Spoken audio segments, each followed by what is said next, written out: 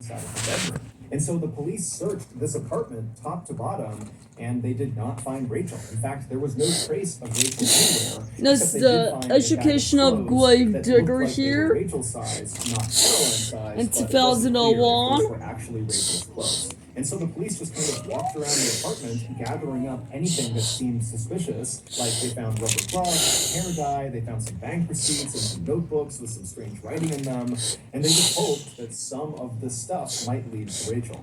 Back at the hospital, Caroline had regained consciousness, and even though she was very disoriented and seemed kind of out of it, the medical staff allowed the police to come in right away and start asking questions because they knew time was And of the now in essence. 2016, And so the officers came into Caroline's room, and they sat down, and the first question they asked her was, "Do you know education where processing Rachel this Barber is?" grave And digger. Caroline just stood there kind of stunned for a second, and then just said, "Yes."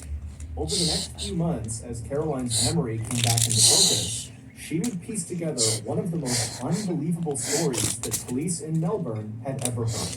The following is a reconstruction of that story based both on Caroline's testimony and on what police were able to actually fact check.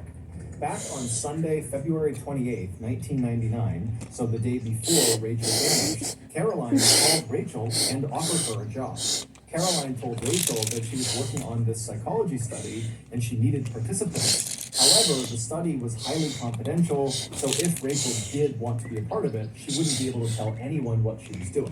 However, the study was quite lucrative for Rachel, and it really didn't require much of Rachel. All Rachel had to do was meet Caroline the following day after school was over at the Richmond train station, and then the two of them would ride the train to Prahran. They would get off, make their way to Caroline's apartment, and there they would conduct this psychological study, and when it was over, Caroline would pay Rachel $100 and the cost of transportation. And so Rachel, she was thrilled with the idea because she wanted There's those Northern beautiful Lightyear. and so she said yes. So the next day, Monday, March 1st, Rachel wrapped up school. She made her way to the Richmond train station. She connected with Caroline. They hopped on board the train. They made their way to Prahran, with Allison spotting them on the train as they went. And then when they got off the train at Prahran, Caroline and Rachel would make their way to a nearby pizza shop and get a pizza and some beer. And then they would walk the rest of the way